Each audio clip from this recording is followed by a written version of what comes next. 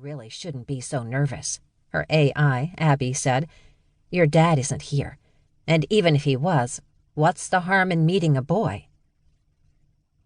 Was that really an honest question? Lana reread the private message again, the text scrolling down her HUD, overlaid on her view of the coffee shop. The message had arrived early in the morning, surprising her when it came to her private non-school address. Subject: Hey Verge, I've been keeping an eye on you in the Vertgo. You have some nice moves, and if you're lucky, I may have a sweet deal for you if you want to show your dad who's really boss. Frax. Verge was her nickname in Vertgo, the most popular full-sensory immersion game that had swept through the colleges and universities on Silstrand. Lana had skipped class more than a few times to hang out in the virtual worlds of the game. She recalled seeing the tag Frax on another simmer before, but had never gotten close to him. Well, not too close. She had seen enough of him to remember thinking that his avatar was cute and had a fine ass. She had sent a message back and agreed to meet him the next morning. He had picked the place, and, well, here she was. Alone. Lana's stomach continued to sink. "I shouldn't have come," she said aloud with a sigh. She picked up her purse and swung her bare legs off to the side of her chair, smoothing her skirt as she stood. Coming had been a big mistake. The only thing that hadn't been was her iced coffee. That was delicious. Lana stopped and picked it up to take a final sip, relishing the cooling sensation that ran down her tongue. As she did, a blond guy with sharply angled sunglasses walked down her row, eyeing her up. "I think that might be him," Abby said. "He's really checking you out." Lana wasn't one to walk away from an opportunity, but a feeling in the pit of her stomach told her that something about this wasn't right.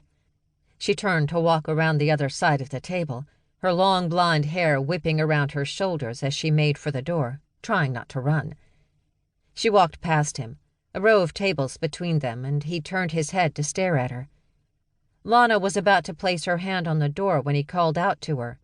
"Verge?" he asked, and she paused, her hand extended. "Keep going, keep going." Instead, she turned around and forced a flirtatious smile. "Frax? You're even better looking in person. I was starting to think you'd stood me up." "And pass on meeting a girl like you? No chance. Sorry I'm late, I got held up by another commitment." Frax lifted his sunglasses to give her another once-over, and his dark eyes seemed to see right through her. "You're perfect." Lana laughed, and her chest rose as she took a deep breath. "You're not so bad yourself." She could smell his cologne even when they weren't standing that close. The guy could really layer it on. "You are a charmer, Verge. Sit." He smiled and gestured at her table. "Maybe I can order you another one of this place's great coffees." "I can't say no to a man who loves iced coffee," Lana said as she returned to her table, feeling far more reluctant than she let on. But what could she do? Now that she was here, just running out seemed rude. Instead, she'd listen to what he had to say and then politely decline whatever offer he made.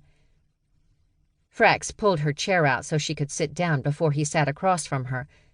A strange gesture she didn't know how to interpret. Was it polite where he came from? Did he think she couldn't manage a chair? "It is a custom in some places," Abby said privately to Lana, "but not common in Silstrand space at all."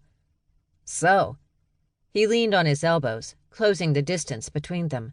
"What's a girl like you doing on a boring planet like Silstrand? Nothing ever happens here." As he spoke, Frax called the waitress over with a snap of his fingers. "Well, he's not terribly polite, that's for sure," Lana replied to Abby. "But he is accustomed to human staff." Lana swished her straw side to side in her coffee. "Same as you. Going to college, taking some classes. My dad sent me here because he went to the SAU. Now I'm going too." She tried not to roll her eyes at how dorky it all sounded. "I'm a military brat. He's in the Space Force." Frax smiled devilishly. "Big and important."